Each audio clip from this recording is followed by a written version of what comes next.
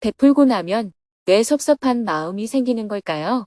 2025년 3월 20일 100일 법문 32일째 경전강의 4강 불교사회대학 4강 안녕하세요. 법륜 스님의 100일 법문 32일째 날입니다. 오늘은 낮과 밤의 길이가 같다고 하는 춘분입니다. 긴 겨울이 저물고 따뜻한 봄이 성큼 다가왔습니다. 산들바람에 봄 내음이 실려오는 포근한 아침입니다. 스님은 새벽 수행과 명상을 마친 후 평화재단으로 향했습니다. 한 달에 한 번 북한 전문가들과 북한의 현재 상황을 점검하고 한반도의 평화를 위해 대화를 나누는 날입니다. 평화재단 실무자들이 정성껏 준비한 밥상으로 식사를 함께한 후 미국 대선 전후의 미국 내 정치 상황과 여론, 그리고 최근 북한의 경제 상황과 북미 관계 개선 전망에 대해 많은 이야기를 나누었습니다. 북한 전문가들을 배웅한 후 경전 강의를 하기 위해 3층 설법전으로 향했습니다. 설법전에서는 오전 9시부터 사시의 불을 정성껏 올린 후 대중들을 맞이할 준비를 하고 있었습니다. 현장에는 120여 명이 참석했고 온라인 생방송반에서는 550여 명이 참석했으며 해운대 법당에서도 17명이 참석하여 총 680여 명이 참석했습니다. 대중이 삼배의 예로 법문을 청하자 스님이 법상에 올랐습니다. 오늘은 경전 강의 4번째 시간입니다. 스님은 지난 시간에 이어서 금강경 제4분, 5분, 6분에 대한 설명을 이어나갔습니다. 금강경 제4분 묘행무주분은 앞서 배운 대승정종분의 관점으로 수행하는 사람의 행은 미묘하다는 의미를 담고 있습니다. 정말 미묘하기 때문에 우리가 일상적으로는 그 행을 이해하기가 어렵다는 뜻입니다. 세존이시여, 만욕따라 삼맥삼 보리심을 바란 선남자 선여인은 마땅히 어떻게 머물며 어떻게 그 마음을 항복받아야 합니까? 수보리 존자의 이 질문에 대한 첫 번째 대답이 대승정종분이었다면 두 번째 대답이 바로 묘행무주분입니다. 최상의 깨달음을 얻고자 하는 보살은 첫째, 일체 중생을 하나도 남김없이 구제하겠다는 마음을 내라는 것이 대승정종분입니다. 둘째, 상에 머물지 않고 마음을 내라는 것이 묘행무주분입니다. 즉, 집착함 없이 그 마음을 내라는 것입니다. 법에 머무르지 말고 보시를 행하라. 상에 머무르지 말고 보시를 행하라. 이런 말들은 보시하지 말라는 얘기가 아니고 보시를 행할 때 상에 집착하지 말라는 얘기입니다.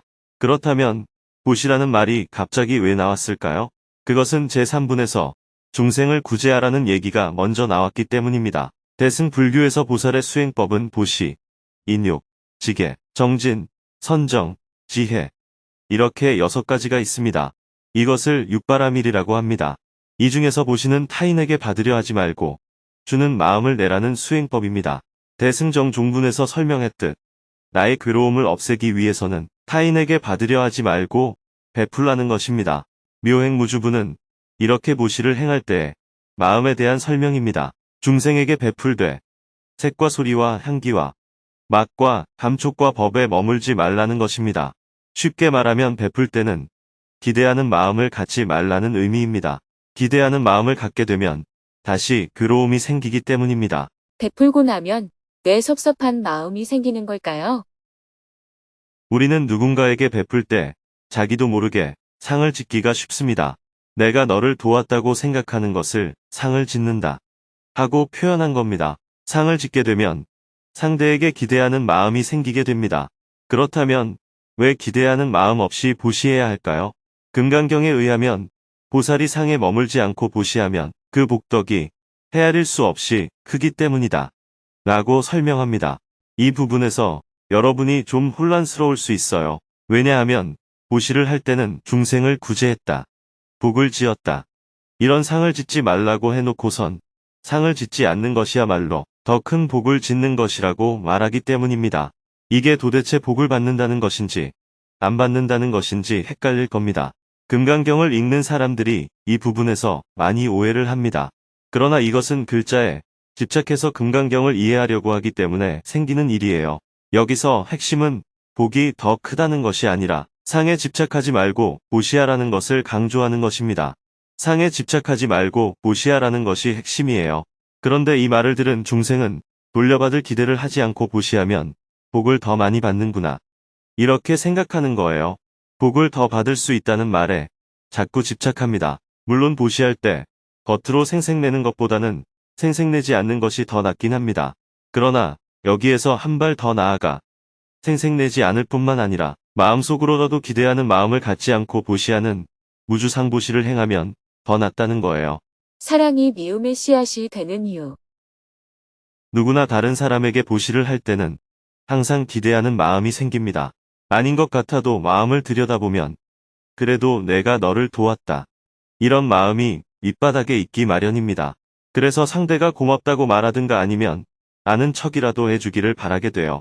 상대가 그렇게 해주지 않으면 괜히 섭섭한 마음이 듭니다. 아예 상대에게 베풀지 않으면 이런 마음도 안 생기겠죠.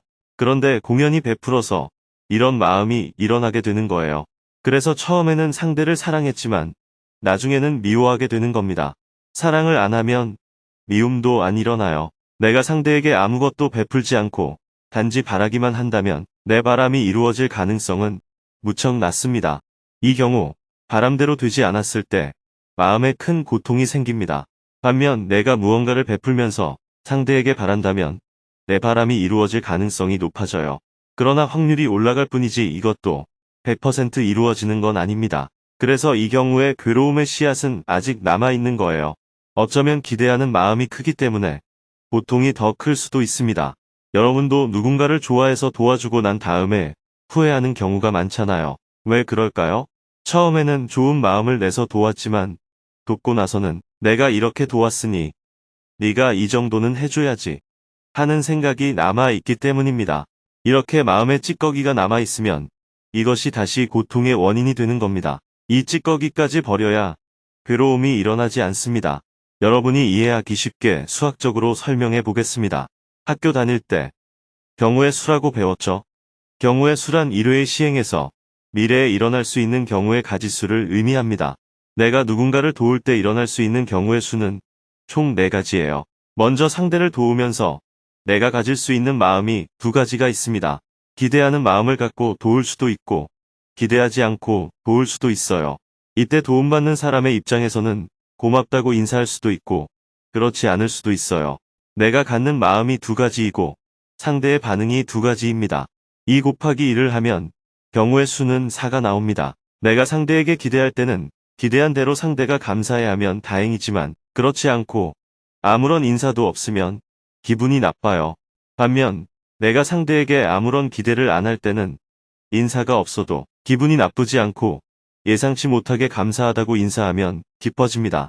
기대하면 그 결과가 제로이거나 마이너스인데 기대하지 않으면 그 결과가 제로이거나 플러스가 되는 거예요. 그럼 현실적으로 어느 쪽이 더 유리해요? 기대하지 않는 것이 유리합니다. 내가 누군가를 도울 때 나의 노고를 당신이 알아주세요. 한다고 해서 상대가 그걸 알고 나의 노고를 당신이 몰라도 된다. 한다고 해서 상대가 모를까요? 상대는 내 마음과 관계없이 그저 자기 식대로 반응할 뿐입니다. 내 마음과 상대의 반응은 상관된 것이 아니라 전혀 별개인 거예요. 내가 기대한다고 해서 상대가 감사해야 하는 것도 아니고 내가 기대를 안 한다고 해서 상대가 감사하지 않는 것도 아닙니다. 그렇기 때문에 기대를 안 하면 손해날 일 없이 이익날 일만 있고 기대하면 이익날 일은 없고 손해날 일만 있게 되는 겁니다. 그러니 어느 쪽이 나은지 자명하지요. 그런데 머리로는 이걸 알아도 우리의 마음은 그렇게 잘 안 됩니다. 기대를 안 하는 것이 분명 나은데도 마음은 자꾸 기대하게 돼요. 절에 가서 봉투에 이름을 안 쓰고 보시해도 마음속에서는 내가 보시했다. 이런 생각이 남게 됩니다. 이것이 바로 내가 무언가를 했다 하는 집착이에요. 내가 무언가를 했다 하는 집착으로 인해 무언가를 바라는 마음이 생기게 되고 이것이 바로 고의 원인이 되는 것입니다. 내 기대와는 상관없이 상대는 내게 보답할 수도 있고 그렇지 않을 수도 있습니다. 첫째, 상대가 보답하는 경우 내가 기대했을 때 얻는 기쁨과 기대하지 않았을 때 얻는 기쁨을 비교하면 기대하지 않았을 때 얻는 기쁨이 더 큽니다. 둘째, 상대가 보답하지 않는 경우 내가 기대했을 때는 상대에 대한 미움이 생기는데 기대하지 않았을 때는 어떤 미움도 생기지 않습니다. 그래서 내가 기대하지 않았을 때 얻게 되는 복이 내가 기대했을 때 얻게 되는 복보다 더 클 수밖에 없습니다. 그것을 설명하는 구절이 바로 불가사량입니다. 상에 머물지 않고 보시하는 공덕은 헤아릴 수 없이 크다는 뜻입니다. 이어서 금강경 제5분을 함께 독송했습니다. 스님의 설명이 계속되었습니다. 열이실견부는 몸에 대해 말씀하십니다. 인도 당시에는 부처님의 몸은 32가지의 특징을 갖고 있다고 사람들이 믿었습니다. 그 외에도 부처님의 몸은 80가지 특징이 있는데 이것을 거룩한 부처님의 몸이라고 해서 30 이상 80종호라고 합니다. 그런데 앞서 묘행무주분에서 부처님이 보살은 형상에 집착하지 않고 바라는 마음 없이 보시하라. 이렇게 말씀하셨잖아요. 그러자 수보리의 마음속에 30 이상 80종호의 부처님 형상을 어떻게 바라봐야 하는가 하는 의문이 생긴 겁니다. 전통적으로 부처님은 과거에 한량없는 보살 행을 쌓아 그 공덕으로 몸을 받아 부처가 되었다고 생각했습니다. 그런데 아무런 공덕도 기대하지 말라고 하니까 모순이잖아요. 공덕이 있을 것이라고 바라지 마라. 부처님께서 이렇게 말씀하니까 속으로 그러면 저 거룩한 부처님의 몸은 어떻게 써받은 거지? 하는 의심이 든 겁니다. 그랬더니 부처님이 손으로 몸을 가리키며 30 이상 80종으로 이루어진 이 몸이 부처냐? 하고 묻습니다. 한마디로 이 몸이 부처냐? 하고 물으니까 수보리가 깜짝 놀라며 아닙니다. 이렇게 바로 알아차리고 대답한 것입니다. 몸이 부처일 수는 없습니다. 만약 부처님의 몸에서 세포 하나를 딱 떼어서 복제하면 형상은 부처님하고 똑같을 순 있겠죠. 그럼 그 사람이 부처님입니까? 부처님하고 똑같이 닮은 사람이 있다면 그 사람이 부처님입니까? 아닙니다. 부처는 형상이 아니라 깨달아서 부처가 되는 것입니다. 깨달음을 얻으신 부처님이 거룩하게 보이니까 우리는 그 몸을 부처님이라고 착각하지만 사실 그 몸은 부처가 아니에요. 우리가 절에 가면 불상을 부처님이라고 생각하고 절을 하지만 그렇다고 불상이 부처는 아닙니다. 이어서 금강경의 전체 내용을 담고 있는 한 구절이 나옵니다. 이것을 사구계라고 하는데 그중 한 구절을 다 함께 읽어보겠습니다. 범소유상 계시어망 약현재 상비상 즉 견열에 무릇 상이 있는 바는 다 허망하니 만일 모든 상이 상이 아님을 본다면 열애를 보리라. 이 문장은 어떤 상도 짓지 말라는 의미입니다. 어떤 상에도 실체, 즉 나라고 할 것이 없고 변하지 않는 항상한 것이 없다는 뜻입니다. 이것을 비상이라고 표현합니다. 다른 말로는 공입니다. 금강경은 대승불교가 일어나고 초기에 만들어진 경전이기 때문에 아직 공을 이야기하고 있지는 않습니다. 아니 부자를 쓰든지 아닐 비자를 쓰든지 없을 무자를 써서 상이 없다. 상이 아니다. 이런 식으로 표현하고 있습니다. 나중에 반야심경에서는 제법이 공한 도리를 알면 곧 깨달음을 얻는 것이다. 라는 표현이 나오는데 그것과 일맥상통하는 말입니다. 직견열애를 그대로 해석하면 부처를 눈으로 본다.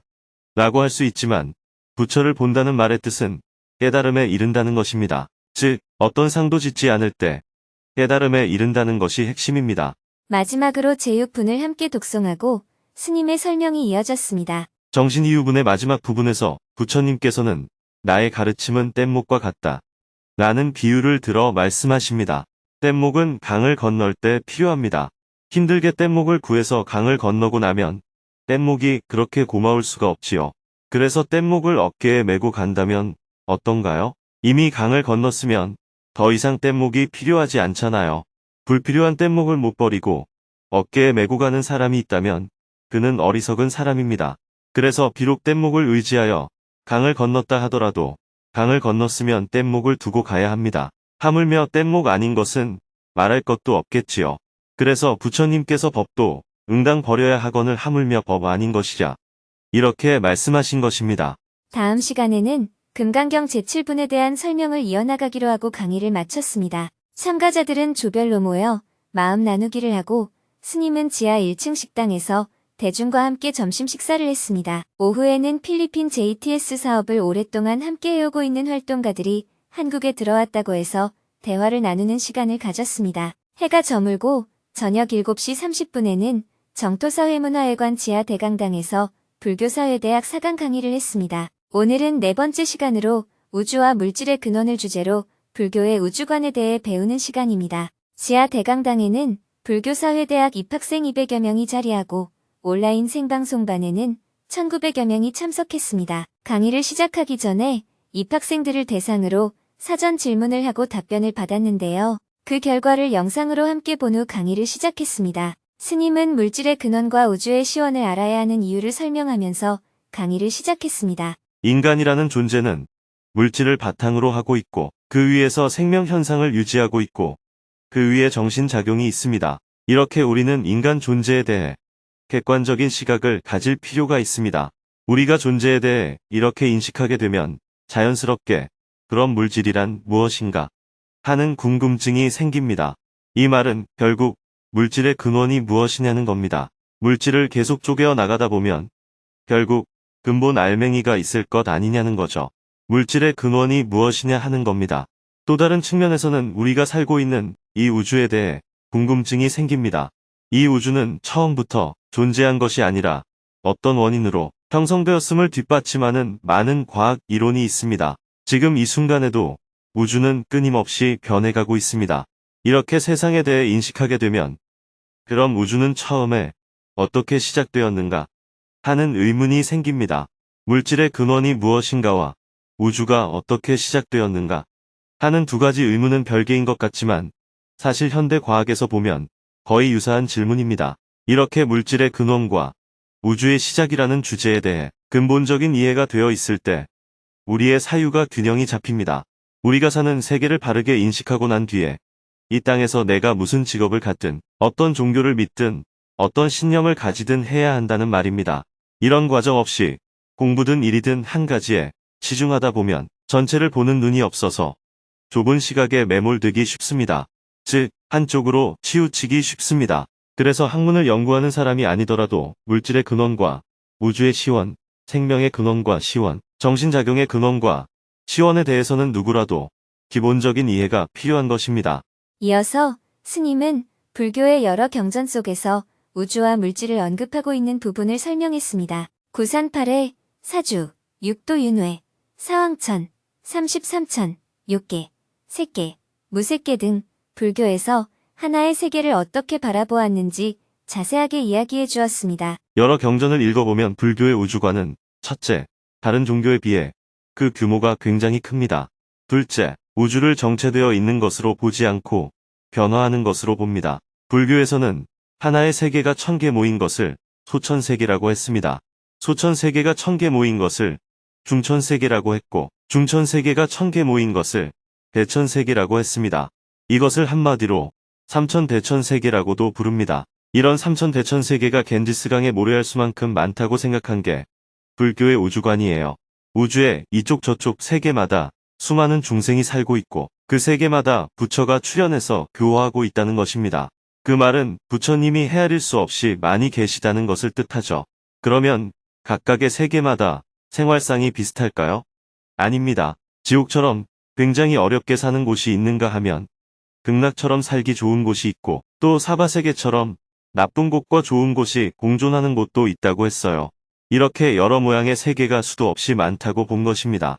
그리고 이러한 세계는 넓은 우주 공간 속에서 무한히 존재할 뿐만 아니라 성주괴공한다고 했습니다. 물질이 모여서 하나의 세계를 이루면 그 세계가 존재하는 동안 생명이 출현합니다. 그 생명 안에 인간이 출현하고 또한 부처가 출현한다는 거예요. 그리고 이 세계가 무한히 계속 존재하는 게 아니라 생명의 수명이 늘었다가 줄어들기를 반복한 후 생명은 멸종되고 세계는 점점 붕괴하다가 결국에 사라진다는 것입니다. 형성되는 시기를 이룰 성자를 써서 성겁이라고 부릅니다. 형성되어 머무는 시기로 주겁이라고 부릅니다. 변하기는 하지만 비교적 같은 형태를 유지하면서 머무르는 시기인 이때에 생명이 출현합니다. 일정하게 유지되다가 붕괴가 되는 시기가 괴겁입니다. 이 시기에는 생명도 없겠죠. 그러다가 폭발해서 흔적도 없이 사라져 버립니다. 이때를 공겁이라고 합니다. 이렇게 성주괴공하는 것이 이 우주라는 겁니다. 또 다른 예로 바로 공양을 할 때 외우는 소심경을 보면 이런 구절이 나옵니다. 오관일적수 84,000충 약불염차주 여식중생육 물 한 방울을 살펴봐도 84,000마리의 벌레들이 살고 있네. 내가 이 주문을 외지 않고 먹는다면 얼마나 많은 중생을 먹게 되는 것인가. 물 한 방울을 미세하게 관찰해보면 물 한 방울 안에 84,000마리의 미생물이 있다는 내용입니다. 그러니 내가 아무 생각 없이 물을 마시면 물속의 모든 생명을 내가 먹어서 죽이는 것과 같은 거예요. 그래서 불교에서는 나도 모르는 사이에 죽임을 당한 이들까지 생각해서 염불을 한 후 식사를 했던 것입니다. 요즘은 과학이 발달해서 우리가 이런 사실을 이미 잘 알고 있지만 불교에서는 옛날부터 그런 생각을 했다는 겁니다. 이런 얘기를 보면 불교에서는 크고 무한한 세계뿐만 아니라 아주 작은 미세한 세계까지 고려하고 있다는 사실을 알 수 있습니다. 즉, 불교의 가르침은 아주 작은 미시 세계와 무한히 큰 거시 세계를 모두 전제하고 있습니다. 이것이 전제된 위에 우리가 지금 어떻게 살아야 하는지를 말하는 것이 불교의 가르침입니다. 현대 과학이 밝혀낸 거시세계. 그럼 현대 과학에서는 거시 세계를 어떻게 파악하고 있을까요? 먼저 거시 세계가 어떻게 구성되어 있는지 살펴보겠습니다. 우리가 사는 지구 주위에는 여러 천체가 있습니다. 태양을 가운데에 두고 태양 주위를 도는 천체를 행성이라고 합니다. 이것은 태양 빛을 반사해서 빛이 나는 천체예요. 지구도 행성에 속하죠. 태양은 항성이라고 해서 스스로 빛을 내는 별입니다. 지구와 같은 행성 주위를 도는 천체를 위성이라고 합니다. 달이 지구 주위를 돌고 있습니다. 그래서 우리가 사는 태양계는 가운데에 태양이 있고 그 주위를 수성, 금성, 지구, 화성, 목성, 토성, 천왕성, 해왕성 순서로 돌고 있습니다. 우리 태양계가 속해 있는 은하를 은하계라고 합니다. 은하계에는 태양과 같은 항성이 1천억 개 내지 2천억 개가 있다고 해요. 그러니 규모가 어마어마하게 크겠죠. 빛의 속도는 1초에 30만 킬로미터인데 지구에서 태양까지의 거리가 빛의 속도로 8분 정도 걸립니다. 빛의 속도로 1년이 걸리는 거리를 일광년이라고 해요. 은하계의 지름은 약 10만 광년이라고 합니다. 우리 태양계는 은하계의 중심으로부터 약 2만 5천 광년 정도 떨어져 있는 위치에 있다고 해요. 즉 태양계는 은하계의 중심이 아닌 약간 가장자리에 위치해 있습니다. 은하계의 모양은 볼록 렌즈처럼 생겨서 가운데가 두꺼운데 두께가 약 1000광년 정도 된다고 합니다. 위에서 보면 소용돌이처럼 보이고 옆에서 보면 볼록 렌즈처럼 보입니다. 그런데 가까이 다가가서 보면 아무것도 안 보이고 허공이에요. 왜냐하면 별과 별 사이가 엄청나게 멀리 떨어져 있기 때문입니다. 마치 여러분이 횃불이나 전등을 빨리 돌리면 불빛이 원을 그리는 것처럼 보이지만 실제로는 아닌 것과 같습니다. 있는 것처럼 보이지만 자세히 보면 없는 것이 우주의 실제 모습입니다. 그런데 이런 은하계가 하나만 있는 게 아니라 수도 없이 많이 있습니다. 현재까지 과학이 밝혀낸 바에 의하면 약 2조 개가 있다고 합니다. 과학이 발달하면 할수록 더 많이 발견되겠죠. 이렇게 태양계 1000억 개가 모인 것을 소우주, 소우주가 1조 개 모인 것을 대우주라고 합니다. 이것은 추측이 아니라 관측에 의해 나온 과학적 사실입니다. 불교의 세계관에서 표현하고 있는 겐지스강의 모래알수만큼 많은 강이 있고 그 모든 모래알수만큼 많은 세계가 있다 하는 말과도 일맥상통합니다. 그래서 우주적 시각으로 보면 우리가 몇 년을 사는지, 지위가 높고 낮은지, 잘생기고 못생겼는지, 누구하고 갈등이 있는지와 같은 문제들이 아무런 의미가 없게 느껴집니다. 이렇게 우주의 시간으로 보면 우리가 생각하는 시간은 시간도 아닌 것 같고 우주의 크기에서 보면 우리가 생각하는 크기는 크기가 아닌 것처럼 느껴집니다. 그런데 이 우주는 가만히 있는 게 아니라 끊임없이 생성하고 소멸하는 것을 반복합니다. 우주에 있는 미세 물질들이 모여서 원시별이 형성되고 그 안에서 핵융합 반응이 시작되면 주계열성이 됩니다. 그러다가 수명을 다하면서 팽창을 하는데 이때를 거성이라고 해요. 성간 물질이 모여서 주계열성이 되고 주계열성에서 거성을 이루는 것입니다. 거성이 붕괴가 되면 백색외성이 되는데 그 중에 태양보다 훨씬 큰 질량을 갖는 별들은 초신성 폭발을 하며 중성자별을 남기거나 블랙홀이 되기도 합니다. 별이 죽으면서 우주에 뿌린 산소, 탄소, 철, 칼슘 등의 원소들이 우리 몸을 구성하고 있습니다. 이렇게 밤하늘에서는 지금도 수없이 많은 별이 생성과 소멸을 반복하고 있습니다. 마치 폭죽놀이를 하는 것과 같습니다. 밤에 폭죽이 팍 터지면 불빛이 쫙 퍼지다가 조금 있으면 싹 없어지잖아요. 그 현상이 한 100억 년쯤 걸리는 거예요. 그 100억 년 중에 지구의 역사는 45억 년이고 그 중에 인간의 역사는 원숭이 비슷한 단계부터 시작해도 700만 년입니다. 인류 문명사는 약 1만 년에 불과합니다. 인간의 수명은 기껏해야 100년 남짓이니까 우주의 시간과 비교하면 엄청나게 짧은 시간이죠. 그러니 우주가 생성되고 소멸하는 와중에 인간의 수명이란 게 무슨 의미가 있을까요? 제가 이렇게 말하면 여러분은 그러면 살 이유가 별로 없네. 사나 죽으나 아무 차이도 없네. 하고 자칫 허무주의에 빠질 수가 있는데 그런 말을 하려는 게 아닙니다. 우리의 인생이라는 게 집착할 게 없다는 겁니다. 현대 과학이 밝혀낸 미시세계. 우리가 어떤 물질을 한없이 쪼개다 보면 티끌조차 비교가 안 될 만큼 작아집니다. 더 이상 쪼갤 수 없는 상태에서 한 번 더 쪼개면 그 물질의 고유한 성질이 사라집니다. 물방울을 계속 쪼개다가 거기서 한 번 더 쪼개버리면 물이 아닌 게 되는 거예요. 물의 성질을 갖고 있는 상태까지만 쪼갠 것을 분자라고 합니다. 옛날에는 분자를 더 이상 쪼갤 수 없다고 생각했는데 분자도 원자의 결합이라는 사실을 알게 되었습니다. 분자를 쪼개면 원자가 되니까 원자가 만물의 근원이라고 생각한 것입니다. 서로 다른 원자를 원소라고 하는데 이런 원소가 지구상에 총 92개가 있다는 사실을 알게 된 거죠.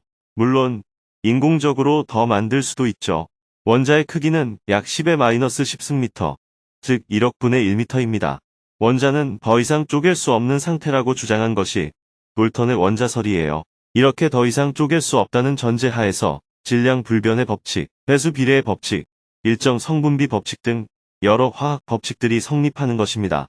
그런데 물질의 근원인 줄 알았던 원자가 다시 다른 무언가로 구성이 되어 있다는 사실을 발견했습니다. 최소의 알갱이가 원자라고 믿고 이것을 기반으로 모든 학문 체계와 화학 법칙이 이루어졌는데 그 원자 속에서 전자의 존재를 새로 발견하게 되었어요. 만일 원자가 빵이라면 전자는 빵에 박혀있는 건포도와 같다고 생각했습니다. 이것이 톰슨이 발견한 원자의 첫 번째 모형이에요. 이후에 조금 더 연구해보니 원자 가운데 핵이 있고 그 바깥에 전자가 핵을 중심으로 돈다는 것을 발견했습니다. 우리가 사는 태양계하고 비슷하다고 생각한 것입니다. 태양에 해당하는 핵이 가운데 있고 그 주위를 지구가 돌듯 전자가 돈다고 생각했어요. 이것이 러더퍼드가 발견한 전자옥성 모형입니다. 그런데 여기서 다시 모순이 발생했습니다. 주위를 도는 전자가 여러 개이고 층이 있어서 궤도를 달리해서 층층이 도는 모습이라는 사실을 새로 발견한 겁니다. 그래서 원자 모형을 다시 수정합니다. 이것이 보어가 발견한 불연속적 원궤도입니다. 이렇게 재발견을 해가면서 현재의 원자 모형이 나왔습니다. 제가 고등학교에 다닐 때만 해도 보어의 원자 모형을 배웠습니다. 하지만 지금은 가운데 핵이 있고 바깥에 전자가 구름처럼 포진해 있다는 사실이 새로 밝혀졌습니다. 구름처럼 좀 진한 데가 있고 약한 데가 있다는 것입니다. 이것이 핵 주위의 전자가 확률 분포에 따라 나타난다고 하는 전자구름 모형입니다. 그리고 핵 속에 양성자와 중성자도 새로 발견되었습니다. 그 결과 예전에는 원자의 무게로 주기율표를 만들었다면 이제는 양성자 숫자에 따라 새로운 주기율표를 만들게 되었습니다. 핵의 크기는 원자의 크기에 10의 마이너스 8승을 곱한 크기입니다. 핵이 동전의 크기라면 원자는 지구의 크기만큼 큰 거예요. 그러니 원자가 아주 작은 알갱이라고 하지만 실제로는 빈 공간이라고 할 수 있습니다. 전자의 질량은 핵에 비해 무시할 정도이며 원자의 질량 대부분은 원자 핵에 있습니다. 그러니 미시 세계도 텅 비어 있는 셈입니다. 만약에 여러분이 어떤 사람을 볼 때 미시적 관점으로 보면 어떨까요? 텅 비어 있다고 할 수 있습니다. 육안으로 보면 우주가 텅 빈 것처럼 보이듯이 미시적 관점으로 인간을 보면 텅 비어 있는 것처럼 보이는 거예요. 단단한 금붙이도 그 속은 텅 비어 있는 것입니다. 그래서 전자를 떼버리고 핵끼리만 뭉치면 무게는 그대로인데 지구가 농구공만해집니다. 그럴 때 밀도는 엄청나겠죠. 여기에 빛이 끌려 들어가게 되는 것입니다. 전자, 양성자, 중성자 이런 것을 소립자라고 부릅니다. 그런데 소립자의 세계에서는 도저히 설명이 안 되는 힘의 작용이 있습니다. 지금까지 나온 과학 이론은 거시세계를 구성하는 대표적인 힘인 중력과 미시세계를 구성하는 힘인 전자기력 두 가지였습니다. 중력은 물질과 물질 사이에 서로 잡아당기는 힘을 말하죠. 전자기력은 N극과 S극이 서로 잡아당기거나 미는 힘이 있다고 하는 자기력과 음전기와 양전기가 서로 잡아당기거나 미는 힘이 있다고 하는 전기력을 말합니다. 전기력과 자기력은 똑같다는 것이 바로 전자기장의 힘입니다. 이것을 쿨롱이 발견했기 때문에 쿨롱의 힘, 즉 쿨롱 포스라고 합니다. 그런데 중력과 전자기력을 계산하는 수식이 똑같습니다. 중력은 거리의 제곱에 반비례하고 두 질량의 곱에 비례하며 앞에 만유인력 상수 G를 씁니다. 수식으로 표현하면 중력 F는 만유인력 상수 G 곱하기 M1 M2 나누기 R 제곱입니다. 그런 것처럼 전자기력도 두 전하 사이의 거리의 제곱에 반비례하고 전하량의 곱에 비례합니다. 대신 쿨롱 상수 K를 쓰죠. 수식으로 표현하면 전자기력 F는 쿨롱 상수 K 곱하기 Q1 Q2 나누기 R 제곱입니다. 지금까지 힘에 대해서는 이 정도까지 밖에 발견이 안 됐어요. 하지만 이것만으로는 원자핵을 설명할 수가 없습니다. 왜 그럴까요? 예를 들어 산소의 원자핵은 양성자가 8개입니다. 이 8개가 따닥따닥 붙어 있으면 서로 미는 힘, 즉 청력으로 인해 깨져버려요. 그래서 지금 우리가 생각하는 힘으로는 원자핵을 설명할 수가 없습니다. 그래서 원자핵을 구성하는 힘이 무엇인지 가설을 세워 연구한 사람이 일본의 유카와 히데키입니다. 그는 마이너스 전기를 띤 파이 중간자를 가상으로 설정했습니다. 만약에 제가 여러분 중에 한 사람과 서로 공을 던진다고 해봅시다. 제가 공을 던지면 그걸 한 사람이 받아서 저에게 다시 던집니다. 이런 작업을 아주 빨리 한다고 해봅시다. 그 속도가 빨라지면 공이 마치 선이 된 것처럼 보입니다. 이 가설이 나중에 실제로 증명이 되어서 노벨 물리학상을 받았습니다. 즉 양성자 8개, 중성자 8개라고 할 때 양성자가 따로 있고 중성자가 따로 있는 게 아니라 중성자에서 마이너스 전기를 띤 중간자가 튀어나오면 그 중성자는 양성자가 되고 또 그 중간자가 양성자에 달라붙으면 그 양성자는 중성자가 됩니다. 거기서 또 튀어나오면 다시 양성자가 되는 겁니다. 이 작용이 얼마나 짧은 순간에 이루어지느냐 하면 10의 마이너스 23승초라고 합니다. 양성자가 8개이고 중성자가 8개인 것은 맞는데 이건 양성자이고 이건 중성자라고 정해져 있는 것이 아니라는 것입니다. 이렇게 원자핵 내부에서 양성자와 중성자를 결합시키는 힘을 핵력이라고 합니다. 그런데 더 연구해 보니까 방사선이 붕괴될 때 나오는 핵력이 새로 발견되었습니다. 그래서 원자핵을 결합시키는 힘을 강한 핵력이라고 하고 방사성 붕괴와 입자 변환 과정에서 작용하는 힘을 약한 핵력이라고 합니다. 이와 같이 우주 안에 작용하는 힘은 현재까지 발견된 게 4개입니다. 중력, 전자기력, 강한 핵력, 약한 핵력이 그것입니다. 이것을 하나로 설명하려는 것이 통일장 이론입니다.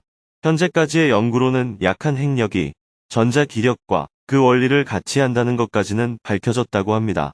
이런 과학적 사실들을 살펴보면 미시 세계가 그만큼 작다는 것을 알 수 있습니다. 그렇다면 소립자가 물질의 근원이냐? 그것도 아니에요. 다시 쿼크가 등장해요. 하지만 쿼크도 3개 이상이 묶여서 소립자를 구성하지 단독으로는 존재할 수 없다고 합니다. 이렇게 미시 세계에서 성립하는 법칙을 연구하는 것을 양자역학이라고 합니다. 그리고 거시 세계에서 성립하는 법칙을 연구하는 것이 상대성 이론입니다. 현대 과학은 거시 세계를 설명하는 상대성 이론과 미시 세계를 설명하는 양자역학이 중심이라고 합니다. 이렇게 현대 과학은 물질 세계의 근원을 어느 정도 밝혀나가고 있습니다. 우주의 시작은 어떤 특이점이라고 할 수 있는 한 점으로부터 대폭발이 일어나면서 시작되었습니다. 그 후 쿼크의 결합으로부터 점점 소립자의 결합으로 나아가다가 원자가 등장합니다. 현재 우주는 빅뱅이라는 대폭발 이후 계속해서 팽창하고 있습니다. 별들 사이의 거리를 측정하면 계속해서 서로 멀어져 가고 있습니다.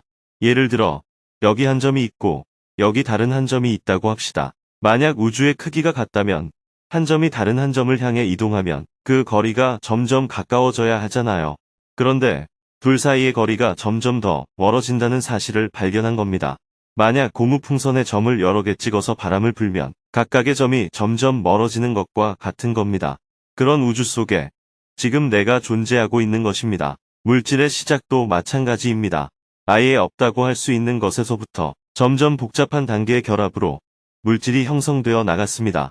생명은 더 복잡한 과정이 결과물이고 정신세계는 더 복잡한 연관을 가집니다. 중중첩첩 결합이 되어 있는 것이 인간 존재입니다. 물질과 우주의 시원을 알면 인생에 집착할 게 없다. 이렇게 현대 과학이 밝혀낸 결과들은 불교의 영기적 세계관과 일치하는 면이 많습니다. 미시적 세계에서 보면 인간 존재는 우주보다 큰 존재이고 거시적 세계에서 보면 티끌보다 작은 존재입니다. 우주의 시간에서 보면 인간의 수명 100년은 찰나에 불과합니다. 소립자의 시간에서 보면 인간의 1초는 어마어마하게 긴 시간입니다. 그런 시공간 속에 내가 존재하고 있습니다. 이것을 두고 허무하다고 말해도 안 되고 영원하다고 말해도 안 됩니다. 이러한 바탕 위에 인간이 존재한다는 과학적 사실을 먼저 이해한 후 불교의 세계관을 보면 둘이 매우 유사하다는 것을 알 수 있습니다. 모든 것이 연기되어 있다는 부처님의 가르침은 이 모든 과학적 사실과도 부합합니다. 오늘은 불교의 연기적 세계관을 과학적으로 이해해보는 시간이었습니다. 다음 시간에는 생명과 진화의 본질에 대해 배우기로 하고 4강 수업을 마쳤습니다. 참가자들은 조별로 모여 마음 나누기 시간을 가졌습니다. 마음 나누기 속에서 오늘 배운 내용을 다시 한번 되새겨볼 수 있었습니다. 내일은 100일 법문 33일째 날입니다. 오전에는 정토사회문화회관 지하 대강당에서 주간반 금요 즉문즉설 강연을 하고 저녁에는 저녁반 금요 즉문즉설 강연을 할 예정입니다.